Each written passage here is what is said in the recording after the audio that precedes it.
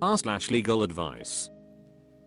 Sakapu says, I'm being willed a home in a trust that I have to pay $200,000 for, but I found out there are secret clauses. I'm being willed a home, but I have to pay $200,000 for it. It's a $500,000 property, so I thought it was going to be a great buy. The owner, a very close friend/family friend, and has said to me I'm getting the deal of a lifetime. Being on the younger side, I figured this would be a great opportunity to get started in life as my first home. The main reason I was getting this deal is because I've been helping him with his tasks but he can't complete anymore as his kids are no contact and he is homebound. His home is out in the country, so he can't have things delivered. The $200,000 I'm paying is going to go to the homeowner's kids. The owner is in the later stages of life. We were doing a little drinking today and he made a drunken slip up to another person, to which I overheard. This person is the executor of the trust who already knew about this clause, about there being a secret clause to where, if I had to sell it, I'd have to sell it back to his kids for the same price as I bought it. When confronted, he brushed it off and changed the subject saying I'd never sell it. It's a great property, which is true. It's a great property, but it might be a little too big for me and my fiancé. I would probably sell it eventually to make a profit, get something that isn't as high maintenance, 3 acres of mowing, and move somewhere closer to work. He said the clause would have been a secret until I try to sell the property and then I'd find out I couldn't. Is this even legal? Are there clauses that would stop me from selling? Wouldn't I have to be informed of such a clause before buying? Also not legal, but is this even a good deal anymore? After taxes and interest, it sounds like I'd lose a lot of money if I ended up selling. Mediocre Macaroon says, your story doesn't really make that much sense. Are you sure you're not just being scammed out of the $200K? That's my companion dog says, there may be a reason the old man's kids have gone no contact. Ice Carriot says, bingo. Peter says, none of this is how buying a house works. Walk away. Jets3 says, none of this is how drafting a will/trust works. Also, if you actually buy the house and it is deeded to your name, they can't later say there are restrictions that you were never told about. GNX039 says, it is called right of first refusal. The descendants have to be the first ones offered the chance to buy the property before it is listed on the open market. Such a clause would be disclosed prior to the purchase of the property. The structure of the clause and dollar amount portion is a variable based on location and legal precedent. Ikes_from Betelgeuse 7 says, I think you need to get straight on your situation here because something's not right the way you're describing it. Are you being willed a house or are you buying one? Those are two entirely different transactions. A conditional bequest may be enforceable. A conditional sale is probably not enforceable if it places conditions to be met after the sale is completed. You need to have your own attorney go over any paperwork you're being asked to sign. 7 Down says, this could be a scam, but let's consider attentively what Op said. All transactions are to take place after the man's death. The man is not asking for $200K while he is alive. Op is not buying the house. After his death, Op will be offered the house by the executor, conditional to his disbursing $200K to the man's children, and possibly there will be a right of first refusal on the house towards the children. A clause on the sale price could also be present and could be or not be enforceable.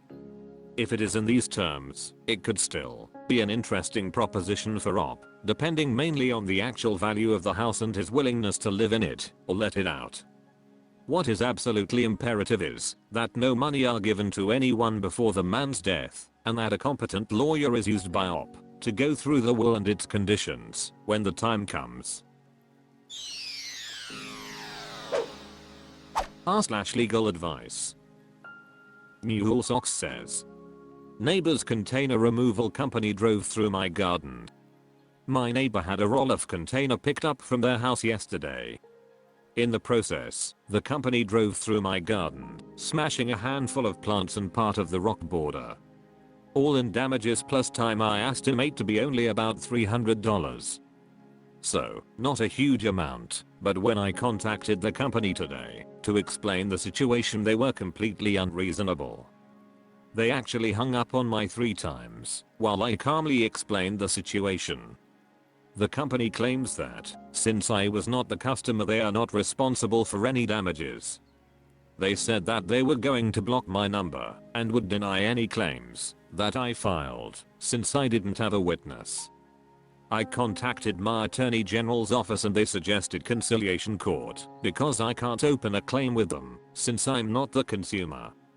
I'm wondering if small claims court is worth the time money? Is there a better option? Mediation?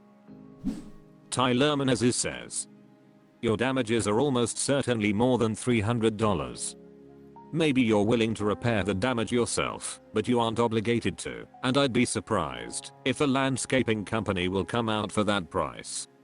Call a couple landscaping companies and get them to quote you for the repairs. Salatis Asori says, if you do go to small claims, sue everyone, the owner and company. The judge will decide who is responsible, and with both parties involved, they can't point the finger at each other. Most likely, after suing, the company will settle either before or at court, as sending someone to represent them is more expensive than settling. Pyrotechnic Monkey says, this is ultimately the responsibility of your neighbor that hired the company. They would honestly be responsible for reimbursing you and seeking their own reimbursement from the company that they hired. Technically, you would take both to small claims court and you would include both the company and your neighbor as defendants. So I would highly recommend that you document the damage and send a letter to your neighbor requesting that they pay to fix the damage caused by the company that they hired. The company is just going to ignore you until you actually take legal action because it costs them nothing to do so. If they ignore you, you likely don't bother suing them and they save $300. If you take them to court, usually they'll just have to pay whatever they cost to fix in the first place, as well as potentially the filing fees. Newellsox says, thanks for the quick response. The tricky part is that the neighbor here is actually the adult child of a couple who own the home. They were recently moved to assisted living, and I don't think he lives in state. The damages are fixable, so I guess I need to wait of effort/time to be reimbursed vs just taking the loss. It's always Entrapment says, good news, bad news. Good news is the person you're responding to is almost certainly wrong. The homeowner is not responsible for the negligence of their independent contractor. So unless the owner directed the container driver through your garden, this falls entirely on the container company. The bad news is that, if they don't want to play nice, your legal recourse is limited to small claims court, and only you can decide if $300 is worth it to you. r/legal advice. Valuable_bad_2786 says, was fired, company asked me to sign non-compete/NDA in exchange for $3K. Anything I should do before signing? Gap call center customer service agent. Hi all, I was placed on a PIP a week ago for unavailable time and exceeded the expectations. Well, today, they fired me and accused me of time theft. I asked why they were firing me since I was meeting their expectations, and they said upon further investigation they made the decision. Okay, whatever, I hated the job anyway.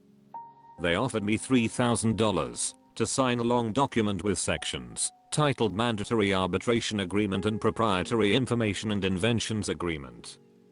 To my untrained eye, it seems to be a non-disclosure/non-compete that says I'm not allowed to disparage the company or work for a competitor. I read online that employers can sue people for time theft accusations. Could signing this type of document screw me over if they decide to sue me? Should I sign this? Dr_Beeper says, maybe. You didn't say what state you're in or the nature of your job.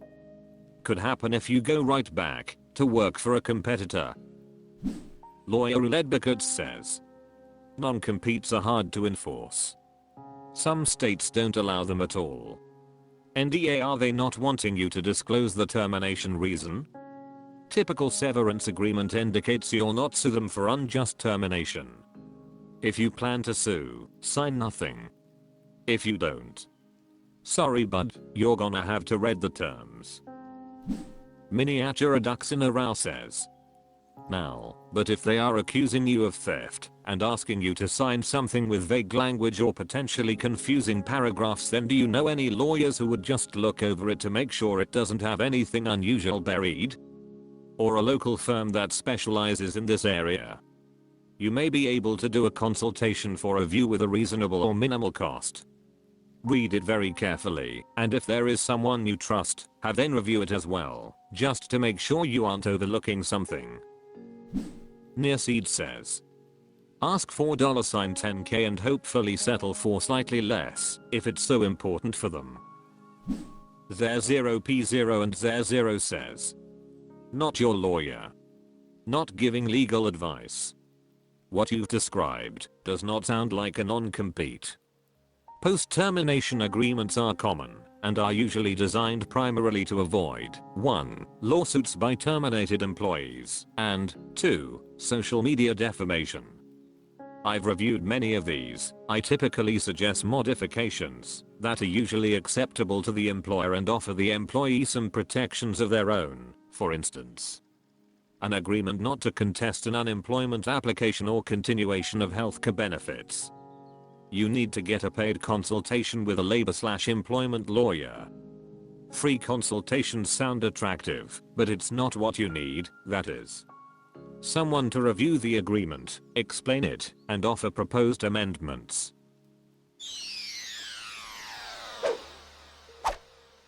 That's all for this video. Thank you for watching. Please subscribe.